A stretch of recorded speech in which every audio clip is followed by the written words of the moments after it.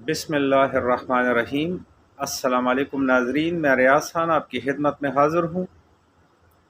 تو شاہانہ کیس میں آج الیکشن کمیشن نے عمران خان کو نااہل قرار دیا۔ یہ 4 رکنی بینچ تھا جس نے یہ فیصلہ سنایا۔ یہ فیصلہ الیکشن کمیشن نے 19 تاریخ کو محفوظ کیا تھا۔ 19 تاریخ کے بعد عمران خان نے الیکشن بھی لڑا۔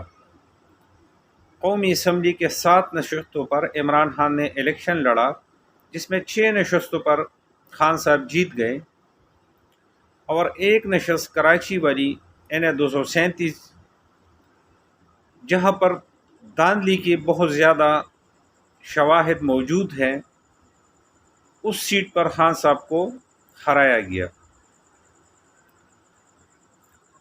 اب یہ ایک پلان تھا، اگر خان صاحب کو نااہلی کرنا تھا تو پھر 19 تاریخ کو فیصلہ محفوظ کیوں کیا گیا؟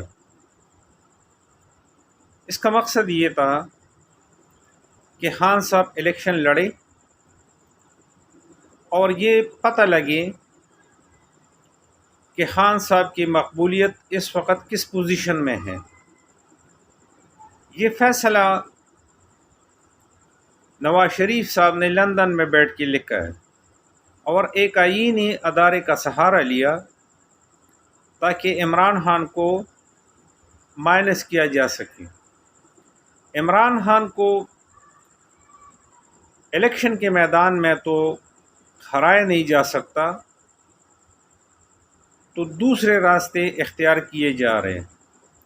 لیکن ان حالات میں اگر آپ ایسے ایک مقبول لیڈر کو، جس نے 17 تاریخ کو بھی 2/3 میجارٹی سے الیکشن جیتا تھا، اور ابھی جو حالیہ الیکشن ہوئے ہیں قومی اسمبلی کے، اس پہ بھی آپ دیکھ سکتے ہیں کہ 7 میں سے وہ 6 نشستوں پر جیت گیا تھا اور پوری PDM کو شکست دی تھی۔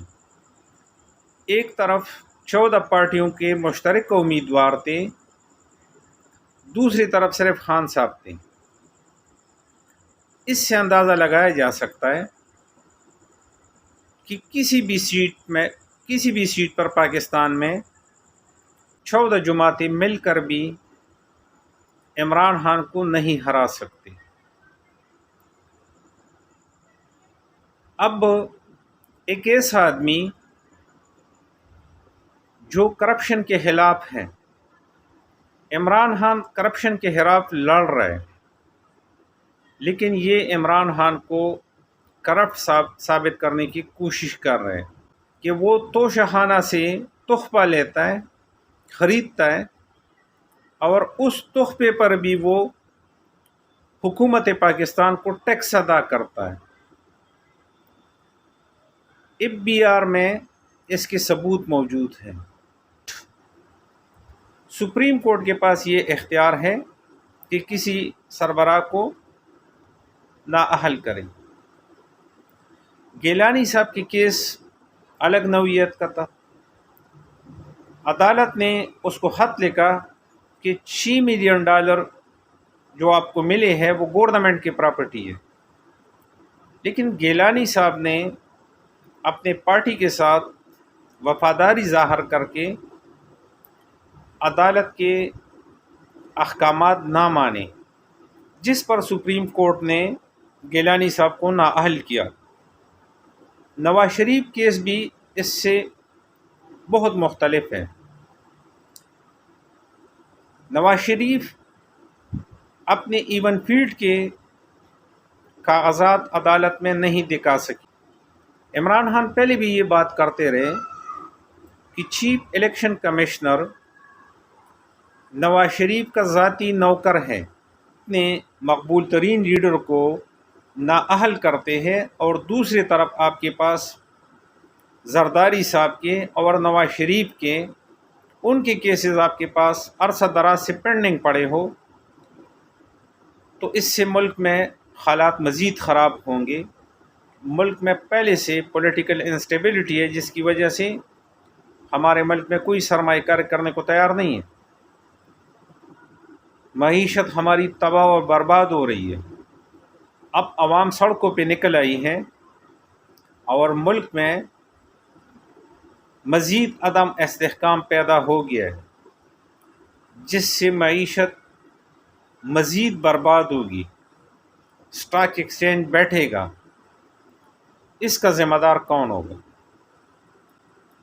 اس کا زور تو عوام پہ پڑتا ہے، کیونکہ جب ملک میں مہنگائی آتی ہے تو مہنگائی کا پہلا شکار غریب عوام ہوتا ہے۔